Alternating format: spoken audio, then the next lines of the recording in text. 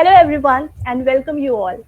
I Shivani Verma on behalf of Indian Institute of Forest Management welcome you all to the ANC Town Hall, a panel discussion series on emerging topics in our sector. Town Hall is an initiative by Alumni Network Committee to bring our esteemed alumni on board and discuss on specific thematic areas of their expertise. The discussion will help the IIFMites recognize the emergence of the subject through extensive knowledge and experience of our alumni. The topic for today's discussion is need of a standardized framework for ESG ratings so as to enlighten us about the various interventions going into the market for integrating market investment and sustainable societies and the role of ESG ratings into it. We sincerely appreciate your time in joining for us for this webinar, and we are indeed fortunate to have our esteemed alumni who have joined us for today's interaction. And for attendees, we'll be having a question answer round separately in the end of the session. So now I would like to introduce our speakers for the day to identify the need of crystallization of ESG ratings. So we have Ms. Trayee Banerjee with us. She is a 2007 graduate and has been extensively working in the field of corporate sustainability, socially responsible investments, sustainability reporting, and integrated reporting. She has also been involved in research on corporate disclosure practices. Currently, she is working as Director for ESG Research with a global asset management firm, Arabsecure. Joining us from Mumbai, we have Mr. Ashish Chicksena, an environmental specialist and is from 2009 batch of IIFM and has been engaged in ESG research, consultancy and fund management in diverse industrial and infrastructure sectors. He has specific exposure in working analysis of local solutions to global environmental problems with the allocation of funds in development infrastructure, corporate sustainability, environmental and conservation finance, renewable energy technologies, energy management, and policy research in environmental economics as well. At present, he is serving as ESG Director at Global Infrastructure Partners Limited, or Partners India LLP. Next, we are pleased to accompanied by Mr. Amit Darak from 2011 batch. His expertise lies in providing advisory services to various industries in ESG and sustainability domain. Amit sir is currently working as a sustainability professional in one of the big four consulting firms. To steer such a qualified panel at the forefront is Ms. Prachi Shrivastava of 2018 batch as our moderator. Her specialty includes corporate sustainability, and her core areas of interest are environmental economics, carbon pricing, circular economy, and SDG alignment. She comes on board with experience from EY and TTC. Currently, she is an associate consultant working with Think Through Consultancy. Thank you all. Thank you for taking time out and being here today. Now, without further ado, I would like to hand over the mic to our moderator, Ms. Prachi Shrivastava, to chair the panel. Over to you, Prachi ma'am. Thanks a lot, Shivani, for the elaborate introduction and a very warm welcome. And I'll give a brief structure of what next 1 hour is going to look like. So we'll have an introduction of the session, then few directed questions to each panelist, 2 rounds of directed questions. Post that, we'll have the floor open for the audience to pitch in questions. And I'm suppose the audience are supposed to put in their questions in the comment box in the on the YouTube streaming. Right. So starting with the introduction, ESG, environmental, social, and governance, which then pertains to ESG related performance of a company, has definitely been one of the hot topics or a buzzword in this domain of corporate sustainability. Now, how I thought an ESG rating or an ESG index should look like is that there must be some background calculation that goes by, At the end, we get a score maybe out of 10. One company scores 5, another company scores 10. And the investors can then look at this score and they can decide if they want to go with an 8 company or a 5 company. And I think similarly, even customers, even the end customers, the retail customers would be able to look at some such kind of score, and we can decide that do I want to buy from a brand which is 8 out of 10, or do I want to buy from the other brand, and comparing the price, etc. And though in an hypothetical world that would be a really kind of an easy solution, but that's not how things are currently. So presently we have these very large number of frameworks. There are different ESG indexes, almost all private brands and companies are coming with their own assessment frameworks. MSCI has their own, even McKinsey has their own framework. Then we have this DJSI index from S&P. Then coming to the other disclosure practice, we have GRI, integrated reporting. Then there's SESB for a particular country. Then there's GRISB for a particular industry. There's TCFD, there's CDP, and there's I think many more jargons, if I can call them, into the industry today. So what we wanted to understand in this entire discussion today is that, do we really need all these different frameworks? Do they serve a very specific purpose which cannot be kind of fulfilled by the other or a complementary framework? Or is it possible to kind of compile them, merge them together, and come up with a comparatively standard framework which can serve as a tool for investors, customers, suppliers, everyone? So that's the central theme, that do we need a standardization? Is it possible? And what are the challenges? Right. So before moving into the bigger question that we just discussed, for the sake of our audience, for the benefit of everyone, we'd like to start with some basic questions and then navigate our way up to the central theme. So coming on the basic questions, we'll start with one question to each panelist. I'll be starting with you, Mr. Ashish. We want to know what exactly are ESG ratings, how is it calculated, who creates it, and more importantly, who use these ratings, and what is the relevance, significance of all these rating scenarios, in the domain of corporate sustainability. Over to you, Ashish. Thank you, Prachi. Thank you all for joining us and listening, and then participants and all the organizers. So, Prachi, before moving on to what ESG rating, I'll just spend maybe a minute on just to give a brief about what exactly is ESG. What do we mean by ESG? So, as the name suggests, it's like environmental, social, and governance. So, I'm sure most of us are like very aware and very informed about what do we mean by environmental and social. We have done our education from IIFM, and then we are working in this sector. I'll just focus on governance. So governance is something which is not very old. It is, this particular governance has been added in the E and S in the recent time. I can say maybe in, let's say, around 15 to 20 years, and it's evolving on like yearly basis. So right now, what we mean by governance are two things. One is corporate governance, and another is business integrity. So what do we mean by these two is like, how do we assess what's there in the board? Is there any gender diversity in the board? How are the ethics like anti-bribery, anti-corruption, anti-money laundering, whistleblower, prevention of sexual harassment, all those things, how they are being assessed and identified and managed at the board level. So that's what is the governance. Now, coming to ESG, so like in the recent past, we have seen that ESG is something which has become vocal in many areas, be it, let's say, infrastructure sector, be it consumer durable sector, be it FMCG sector. Everybody wants to focus on ESG.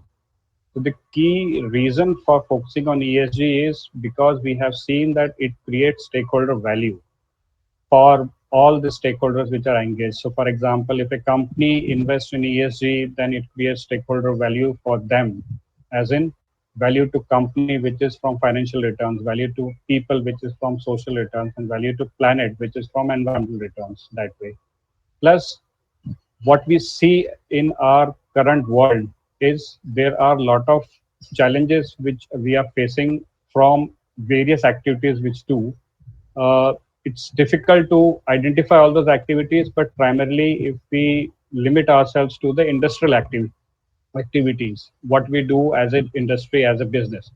So that's why there is a need which was identified some time back to actually first monitor what comes under ESG and then assess, and then at the end, how do we manage all those things? So that's why all these ESG ratings, ESG assessment frameworks, and lately after 2015 Paris Agreement, there are a whole lot of climate related frameworks which have come, as Prachi mentioned, like TCFD, PCAF, and all these things are focused on climate related aspects. So this is the background which we can start with. Over to you, Prachi.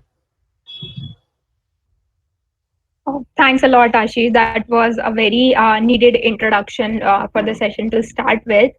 My next question is to you, Amit. As we have discussed, and even Mr. Ashish mentioned that there's business integrity, governance, and these kind of things appearing in even under ESG parameters. And you would agree that these are the exact list of parameters that we consider while doing reporting for a company, sustainability reporting. Even GRI and integrated reporting follows the same kind of parameters. So we want to understand what are these different assessment and disclosure frameworks that are currently prevalent in market, and what would be your opinion on which of these are the best possible combination for for a corporate company if they want to cover the grounds of sustainability communication. Yeah, thanks, Prachi, for this opportunity. So basically, from the frameworks perspective, I would say there are two types of frameworks. One framework is on the disclosures and reporting, we can say. So we have the GRI standards as one of the frameworks. Then integrated reporting is another framework. And apart from that, there is UNGC, SASB, and a lot of other frameworks, which are primarily on voluntarily how an organization reports on various ESG parameters. Um, Coming down to the second type of frameworks, which are assessment frameworks primarily. So these are the frameworks used by various organizations. So they include primarily the investors who want to assess companies' performance for making investment decisions. And second could be academicians or the people who want to benchmark a company or something like that. So or think tanks per se. So these are the people who use these assessment frameworks. So these assessment frameworks include one is the which is very prominent and very widely used is Dow Jones Sustainability Index of S&P. The another one MSCI have their own framework. Apart from that, if we see India specific, recently uh, it's not a framework per se as of now, but there was a report which was in collaboration with the National Stock Exchange, wherein they took out the 50 companies from NSE 50 and they analyzed them from 10, 12 different sectors, and they analyzed them how they're performing on ESG parameters. So that way, all these assessment frameworks, they use the information which is available in public domain of a company to assess the performance. At the same time, there are the frameworks like DJSI are proactive. They reach out to companies and they ask companies to answer the questions which are there. Okay, these questions are very industry specific, and whatever company responds to this question, basis that they do the assessment. So these are the types of frameworks, and this is how the overall thing is moving right now. So one of the very important aspect, if we say what they look into, is definitely the ratios or the various parameters which qualitative and quantitatively they are looking at. So the quantitative parameters are definitely your historical performance, how it has been for last 1 year or 3 years or 5 years they look into. Quantitative parameters are primarily from the perspective of strategy and the commitment of a company. So there may be a situation wherein your GHG emissions, for example, may be a little higher than rest of the industry. But what is your commitment towards it? Is management involved in the all these things or not? There may be things wherein the safety incidents are pretty high. So what is management commitment towards improving these particular aspects? So that is what they try and look for. And some of the indicators, for example, the specific GHG emissions, they're coming out as the composite index. Apart from what type of fuels you used, how much emission load you have, they also give a perspective of the operational efficiency of a company. So if you can say, for example, compare the GHG emissions of 5 different power generation companies, looking at the value, you can say which one is operationally better than rest others. And the operational efficiency is a kind of long-term indicator. So when you want to invest in any company, you'll definitely look at the future prospects. So from that perspective, these people look at these things, and from the disclosure perspective, companies showcase what they want to showcase to all their stakeholders. That is overall about the frameworks. Thank you very much, Amit, for that answer. We definitely understand a major difference now between disclosures and other assessment frameworks. Moving to you, Trayee, since Shivani just mentioned that you are working with an asset management firm, I think this question would be very relevant for you. How are ESG ratings, or how much ESG ratings are significant to the banking and financial investing sectors? And how is this overall scenario of ESG ratings and assessment is related to the principles of responsible banking, principles of responsible investing, etc.? Thanks. Ashish and Amit have kind of answered the previous two questions very nicely, and it has basically summarized everything. So, before I answer this particular question, I would like to, step back a bit. So, when we talk of ESG investments, when we talk of ESG disclosures, when we talk of ESG ratings, we need to look at the different stakeholders in this entire landscape of what we called ESG. So we have companies who are definitely seeing a value in incorporating good environmental and social uh, practices, good governance practices, which basically ensures two, three things for companies. One is that it just shows that how well managed the company is. What are the tools or what are the practices? What are those things that drive value for that company? How good can it stick to the purpose, for which it exists? So that is one. They saw value in terms of, as Amit was mentioning, operational efficiency. They saw value in terms of reduction in operational costs. They saw value in terms of understanding the ESG risks and how best can they, prepare the risk management structures, um, against these ESG risks that a particular company identifies. And then there is definitely focus on the next level of growth. That is, how a company can innovate. What are those things that, a new business model should look for? Is it just the risks that they need to manage, or are there opportunities that the company is looking for? So that is one group of stakeholders in this entire ESG landscape. The second group of stakeholders are the investors themselves, because they're putting in the money. So it is as simple as that. When I invest in a company, I would like to know that fine, I am okay with the financial performance that I'm seeing on the papers, but what guarantees the long term returns, for the money that I put in today? And are there risks which are not being taken into account? Are there operational practices which are going to create problems for me going forward, when I have put in the money? And what are the safeguards that the company is taking for the money that I have put in? So that is the investors direct stake in the company, and that is why they are interested in the ESG performance of the company.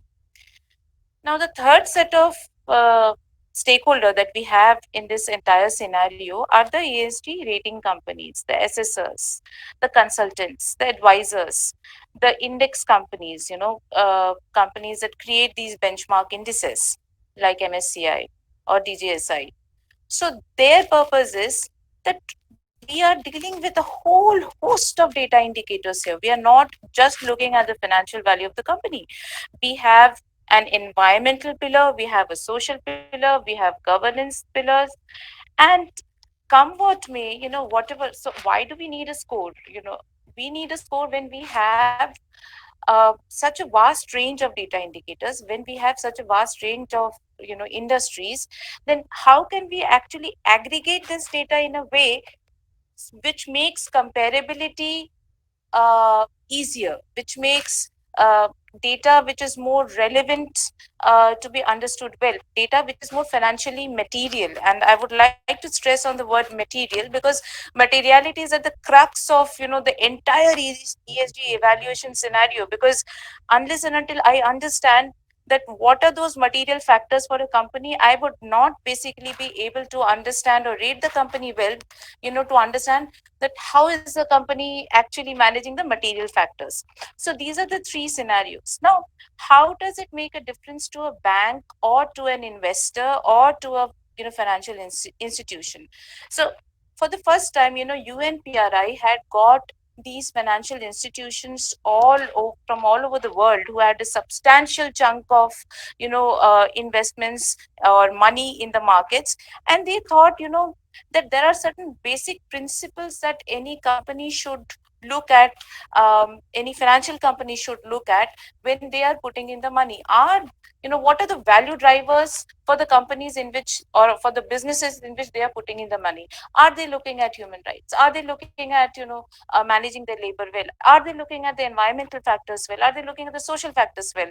So how well is the company governed? How and what are those practices that we can inculcate, so that not only we manage our own operations well, we also need to manage, and we also need to ensure that the impact that the money that we have put in creates positive impacts for the environment, positive impacts for the society, at the same time gives good financial returns. So that was the overall drive for the UNPRI initiative.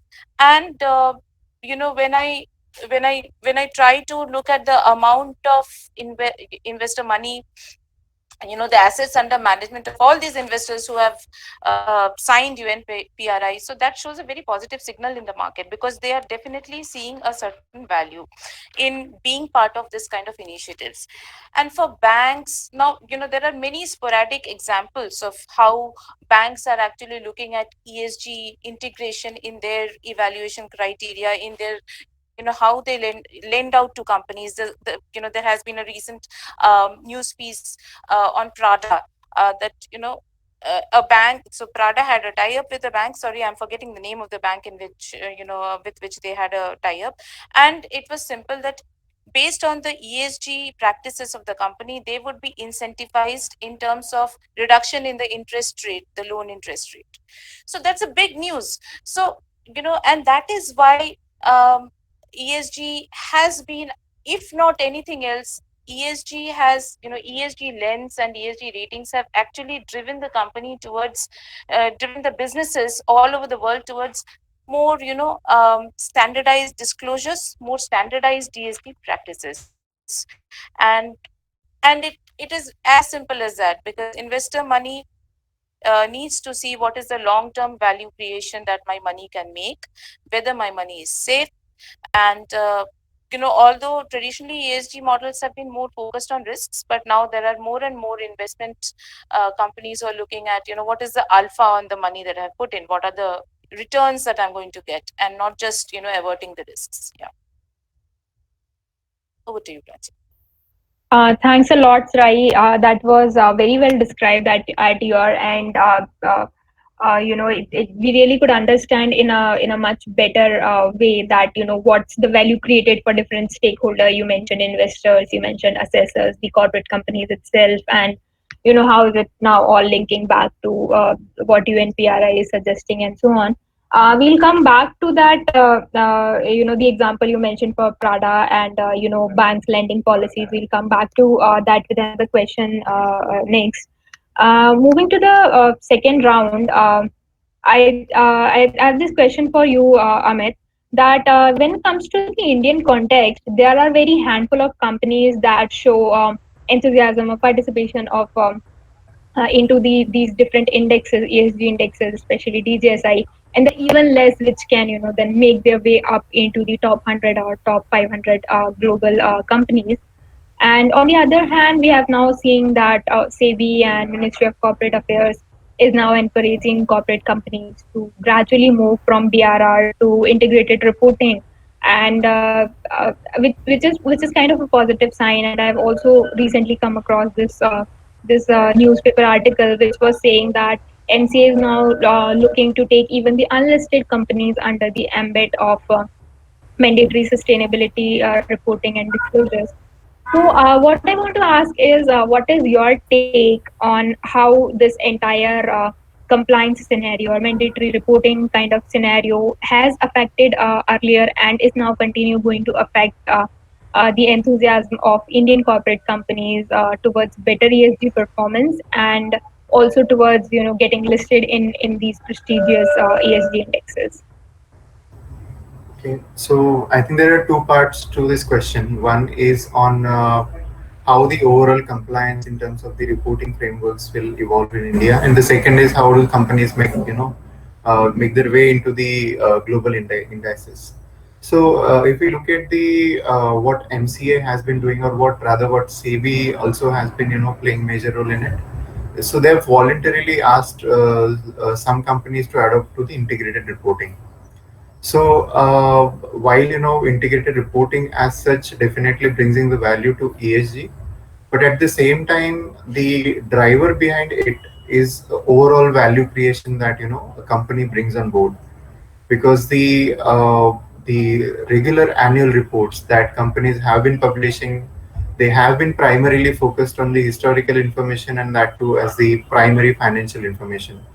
So they don't talk about the strategies of the company. There is a small section on management discussion and analysis wherein the strategies of companies are talked about, but those are again not very clearly, not a lot of companies are not very dedicatedly giving very accurate information on those. But at the same time, integrated reporting gives a holistic perspective of how many assets they have, what is, how those assets bring value to the company, if they're doing any efforts in the R&D, how those efforts bring value to the company. So it's little ahead of ESG, I would say, in a way. But from that perspective also, so that framework overall is a very holistic framework, and definitely like it has been the government's approach for any policy as such. So initially they ask for a lot of leading companies to voluntarily come up with those reports or any framework or something like that, and slowly that becomes a mandate going forward. So the same is going to happen even for integrated reporting. And looking at the various ESG disclosures, the importance of those ESG disclosures, so they are revising the BRR also, business responsibility reporting. So BRR almost now which will come up will be almost as exhaustive as the GRI standards. So that would be kind of comparable. So a lot of companies who had earlier very few questions in BRR and very open-ended questions in BRR, you can answer it in a vague manner. But now it's going to be very specific. Some of the questions would be very data-oriented. Some of the questions would be very specific. So that way, it's ultimately for every company to report on the ESG factors directly or indirectly is going to become a mandate going forward. Another factor that we must focus on in these situations is the driver. What drives companies to either go for integrated reporting, or to go for voluntary disclosure of ESG parameters, or to participate into the indices such as DJSI, or give information to MSCI and all those things, or CDP even for that matter. So these drivers come from two aspects. One is compliance, which we just discussed. The second is the investor push, or stakeholder push. So more and more investor asking this question, because each and every company have their own department dedicated for answering investor queries. So we have seen that in past few years that the companies who are proactively reporting on ESG, or who are proactive in submission to DJSI or to CDP, so they get less number of investor queries. So the queries are less because a lot of information which is already there in public domain, a lot of information is already reported. So they don't need to, investors don't need to go back to companies and ask for the information. And over a period of time, if the company continues following these disclosures, continues adopting new frameworks which can come in, so the number of investor queries related to ESG definitely go down. So that's a kind of comforting factor for them, and at the same time, it results into getting the investment opportunities and getting the investors on board as well. So that way, it's a lot of benefit in those aspects, and that is where answer to your second question comes in, that how the Indian companies can make a way into the overall ratings, and how they can improve their ratings. So one, we must understand that these ratings are currently primarily driven by the Western world. So the companies who need investment from the Western worlds, or FIIs for that matter, they will definitely be proactively participating in these ratings. For those companies who do not need this investment, or the quantum of investment is very small, they definitely would not like to spend resources on answering these queries, or submitting to these different frameworks. So they can go ahead with what has been compliance requirements by either SEBI or by MCA or any regulatory authority within India. So that is how it's going to move in. And another important factor that we need to understand, while a lot of these ESG things are in the nascent stage right now, while it has been few years, but for them to mature, it's going to take some time.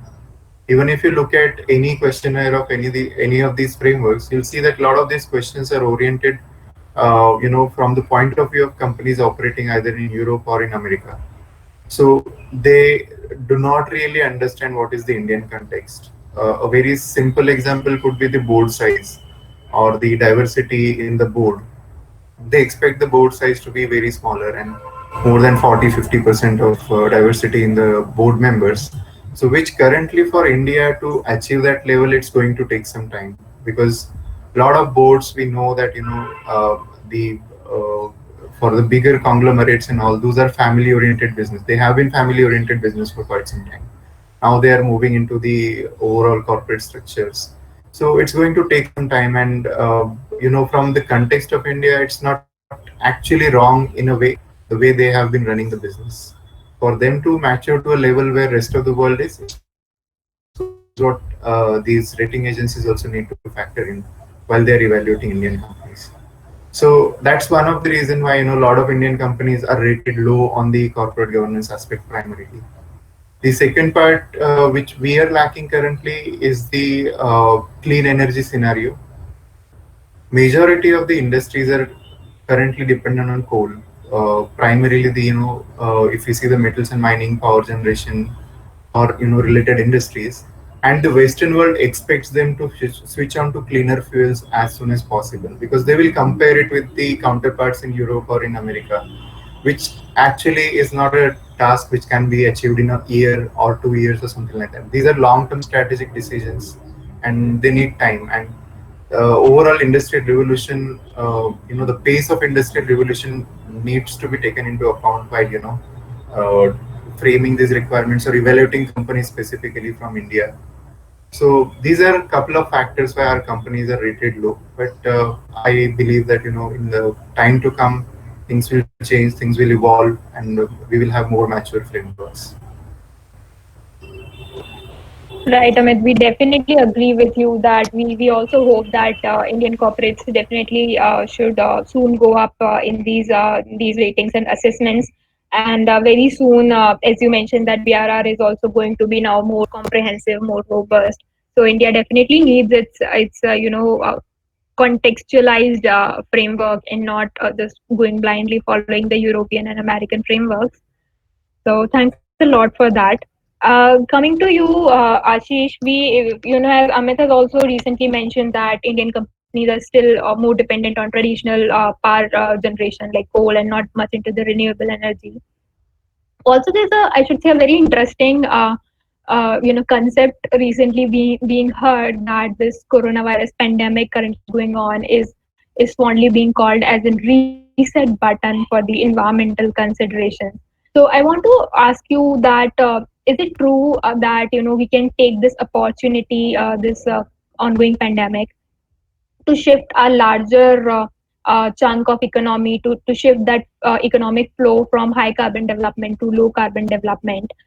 Is it possible, particularly in Indian context? And plus, what is the role of ESG rating or ESG assessment into this economic transition? Thanks, Prachi. So I agree with what Amit said. Like there are a lot of these frameworks which are designed keeping in mind the way companies work in Western world, and it's difficult for Indian companies to actually follow all these things or align their processes because the way like the companies who work in India is different. And this is like one of the, I say, biggest advantage in current situation where we see current and emerging challenges which humanity is facing. One of that is COVID-19, which we all know. There are another challenges which is like climate change, resource scarcity, and growing inequality. So all of these are actually the emerging challenges which humanity is facing.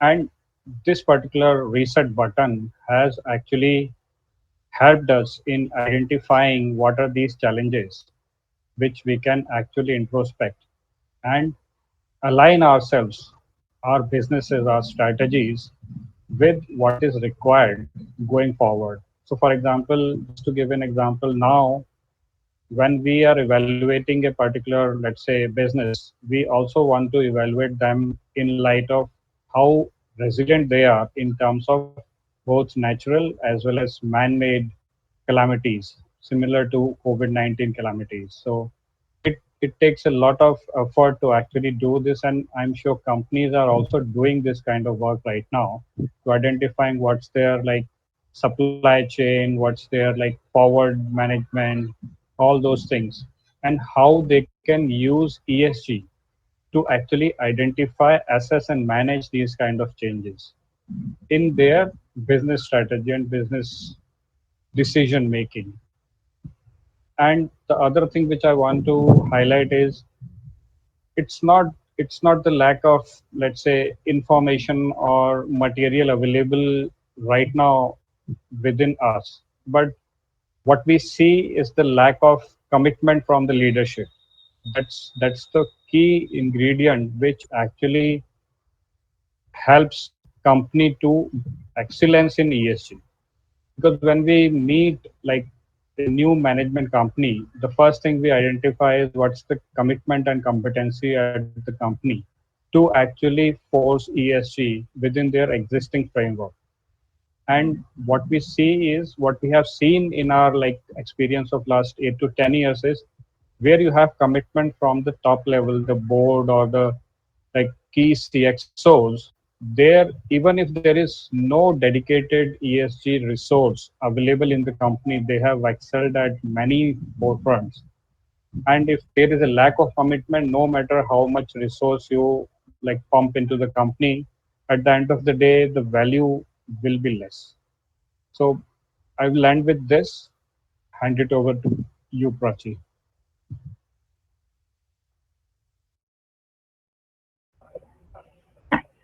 Thank you so much, Ashish. That really helped us to understand, that what are the say, I should say, the drivers, or how companies are seeing now in value and an opportunity during this pandemic to invest more into the ESG performance of themselves. So thanks for that. Coming back to you, Sai, we have earlier discussed about how banks and investing companies are now looking at ESG parameters.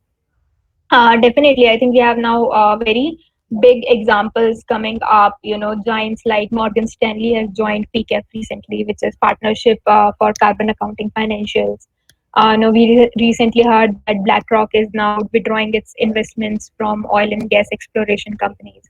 So what I want to understand is that with these very big examples coming up, and there's an very gradual but also a very powerful shift towards ESG assessment of their portfolio investments. Even the asset management companies are now doing that.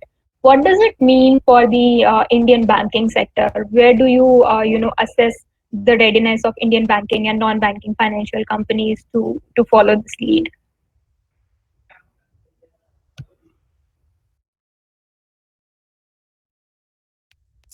Yeah, I'm glad that the previous two panelists have kind of bring to the fore the fundamental challenges that Indian industry has in front of it. And so unless and until, as Amit had said, that unless and until there is substantial amount of foreign investments in a particular company, or as Ashish mentioned, that unless and until there is actual drive by the board and the directors of the company, it is very difficult to bring in fundamental changes in the way ESG is managed. Now, talking about the Indian banking sector, how well is it placed in, coming up to speed with the, ESG criteria that the typically investors based out of EU or the US are looking at, or, or the likes of Morgan Stanley, which is one of the leading banks in the US, or, BlackRock, which has been kind of, if all of us are aware of the CEO, Larry Fink of BlackRock, how he gives out these letters, and that letter from the BlackRock CEO has been a change maker in many scenarios. But are we there? So we need to look at the ESG issues of emerging markets through a completely new lens. We cannot have a straight jacketed risk assessment framework or an ESG assessment framework for all the geographies in the world. So, I'll talk about the Indian markets. For banks in India, um, the focus has always been in terms of financial inclusion. The focus has always been in terms of creating actual social impacts. So before a bank, kind of comes up with its own ESG due diligence and all these, frameworks and assessments which look good in their reports, um, they first need to deal with very fundamental issues at a at a societal level in India. That is one. The second thing, for banks and investors in India, of course, we are seeing a change. There are many private equity funds coming in with ESG criteria, and I'm glad some of them are actually adopting very Indianized, customized models to understand ESG issues in India. But it is, we are still at a very nascent stage of development, so to say, in that particular sector.